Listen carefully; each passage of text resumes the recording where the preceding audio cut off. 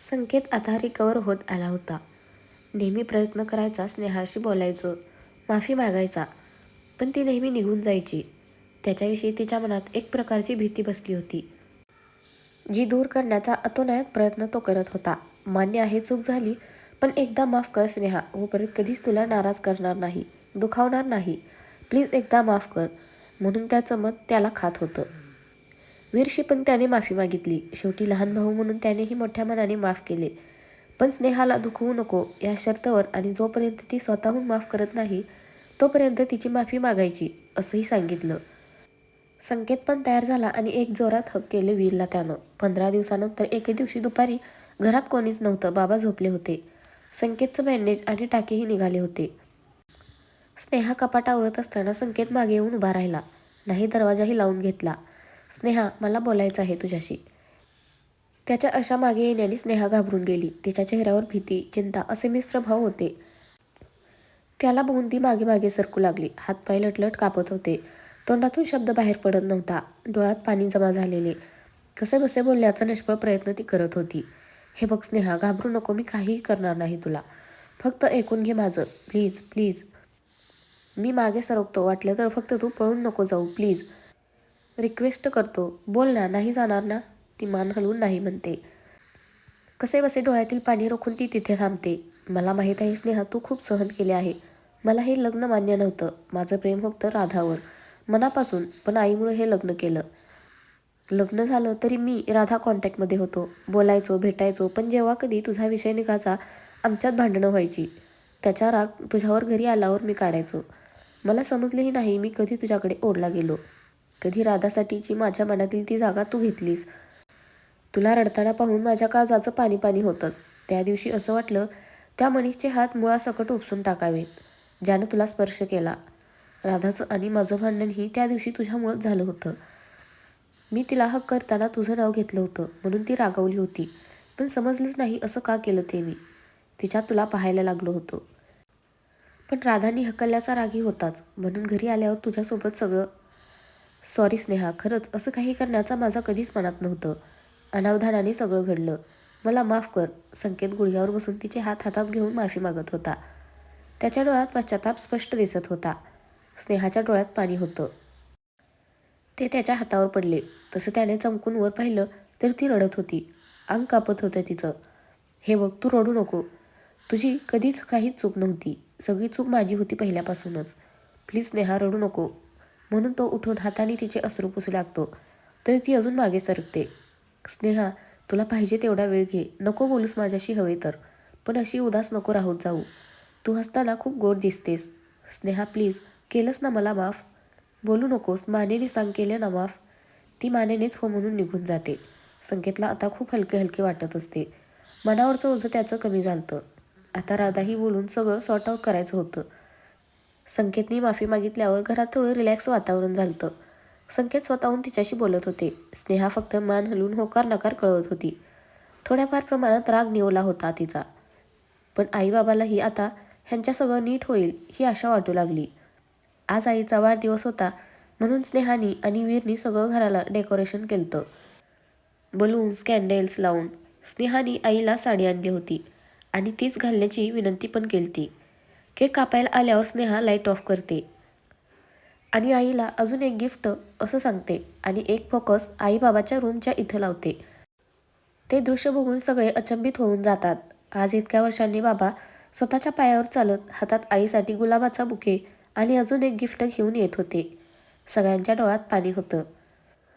सगळ्यांची तंद्री भंग करत स्नेहा बोलते, मग कसं वाटलं सरप्राईज आई? आई, खूप छान. शब्द नाही आहेत माझ्याकडे बेटा. भरल्या डोळ्यांनी त्या बाबांकडे पाहत होत्या. आज पहिल्यांदा त्या तिला बेटा म्हणाल्या होत्या म्हणून ती सुकावली होती. संकेत आणि वीर जाऊन त्याला मिठी मारतात.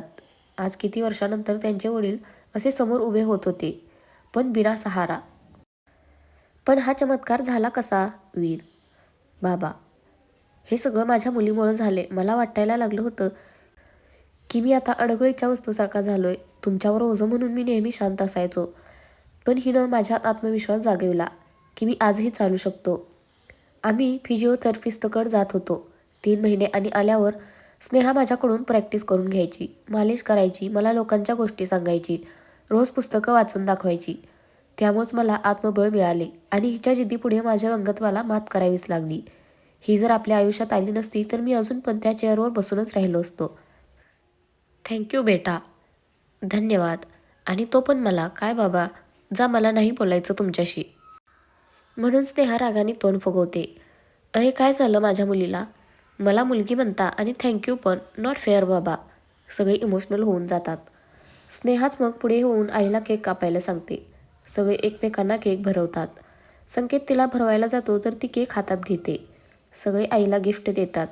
बाबांनी एक नेकलेस आणलेला असतो. तो बाबा स्वतः आईला घालतात. तो कॅन्डिड पिक स्नेहा घेते. बाबा सगळ्यांना हॉटेलमध्ये पार्टी देतात. कित्येक वर्षानंतर सगळं खुश असतात. मस्त धिंगा मस्ती करतात. जुन्या आठवणींना उजाळा देतात. स्नेहा त्यांचं बोलणं एन्जॉय करत होती. सगळ्यांच्या चेहऱ्यावर समाधान होतं. त्याचं कारण होती स्नेहा. सगळ्या कार्यक्रमात संकेत तिला बघत होता. खूप अभिमान वाटत होता त्याला ती त्याची बायको असल्याचा. संध्याकाळी संकेत तिला एक चॉकलेट गिफ्ट करतो आणि सोबत थँक्यूची नोट ठेवतो. आज आई आणि स्नेहा शॉपिंगसाठी बाहेर आल्या होत्या. स्नेहाला मध्येच थकल्यासारखं वाटत होतं आणि भूक पण लागली होती. म्हणून जवळच्या हॉटेलमध्ये त्या दोघीही बसतात. स्नेहा भूक लागल्यामुळं खात होती. मागे मुलगा मुलगी भांडल्याचा आवाज येत होता. म्हणून मागे वळून पाहिलं तर संकेत आणि राधिका होते.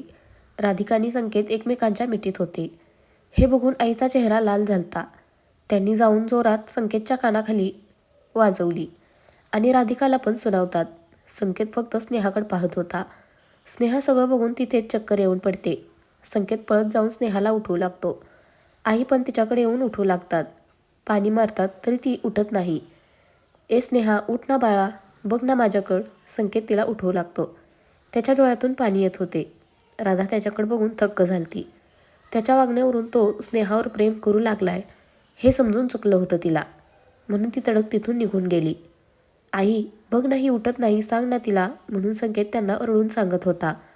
आणि उठत नाही म्हणून दोन्ही हातांनी उचलून गाडीत मध्ये ठेवतो. आई मागे तिच्या जवळ बसतात आणि संकेत ड्राईव्ह करून वीरच्या हॉस्पिटलमध्ये घेऊन येतात. तिला बेडवर झोपवतो. संकेत काय झालं ते सांगू लागतो. वीर बेडवर पाहतो तर स्नेहाच्या शरीरातून ब्लड येत होतं. त्यामुळे तो समजून जातो तिचं मिसकॅरेज झाले. तिला लगेच ऑपरेशन रूममध्ये शिफ्ट केले. तिच्यावर ट्रीटमेंट करताना वीरचे हातही कापत होते. संकेतच्या डोळ्यातील अश्रू थांबवायचं नाव घेत नव्हते. बाबा आणि स्नेहाच्या घरचेही तोपर्यंत हॉस्पिटलमध्ये आले होते. सगळे तिच्यासाठी देवाचा धावा करत होते.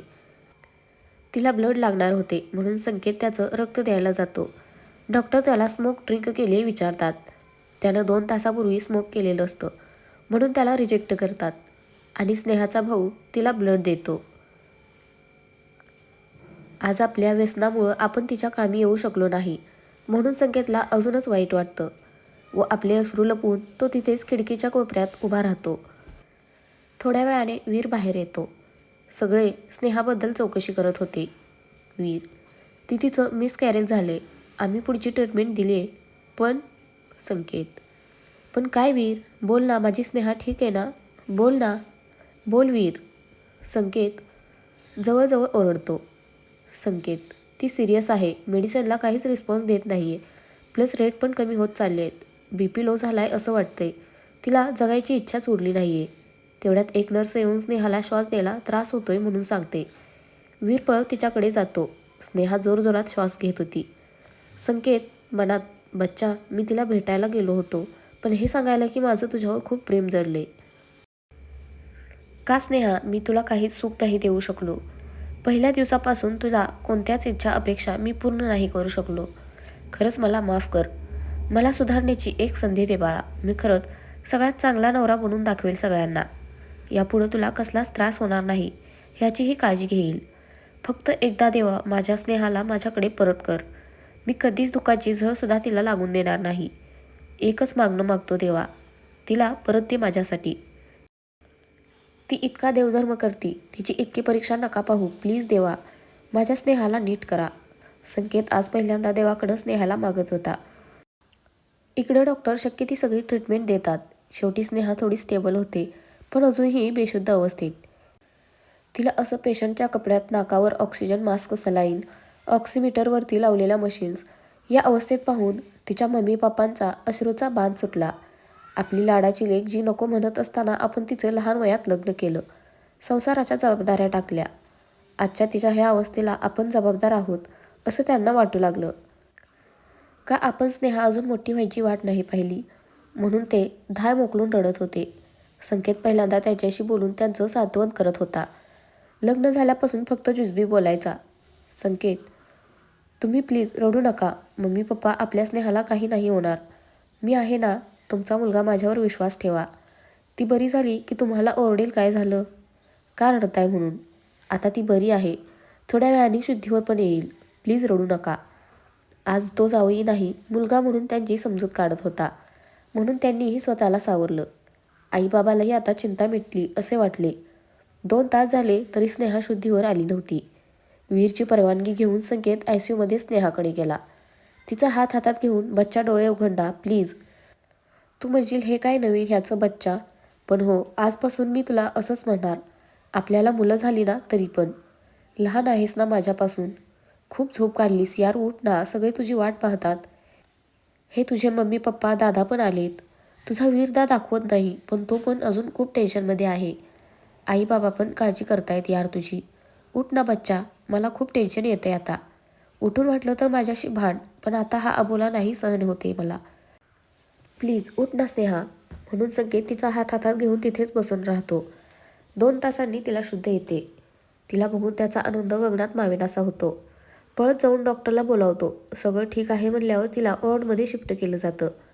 सगळे तिला बरं वाटते का म्हणून विचारतात. हो, डोळ्यांनीच हो म्हणून सांगते. आत फक्त 2 जणांना आलं असतं म्हणून मम्मी आणि संकेत राहतात. तिचं ब्लडिंग थांबतच नसतं, पण काही दिवसांनी कमी होईल म्हणून डॉक्टर सांगतात. संकेत शक्य तितकी तिची काळजी घेत असतो. नेक्स्ट डेला तिला डिस्चार्ज देतात. ती मम्मी पप्पासोबत घरी निघून जाते. जाताना एक नजरसुद्धा ती संकेतकडे पाहत नाही. तिला घरी जाऊन 2 दिवस झालते. ती माहेरी पण कोणाशीच बोलत नव्हती. शून्यात नजर लावून एकटक पाहत राहायची. संकेतला तिला पाहण्याची, भेटण्याची खूप इच्छा होत असते, पण मनाला आवर घालून तो तसाच दिवस ढकलत होता. आज मात्र ऑफिस सुटल्यावर तो डायरेक्ट स्नेहाच्या घरी आला होता. सगळ्यांशी हाय हॅलो झाल्यावर तो स्नेहाच्या रूममध्ये आला. ती खिडकीच्या बाहेर एकटक बघत होती. रडून रडून डोळ्यातलं पाणी सुकलं होतं. ओठ कोरडे पडले होते. अंगात त्राणही उरला नव्हता. तर फ्रेंड्स, आजचा भाग कसा वाटला नक्की कमेंट करून सांगा. धन्यवाद.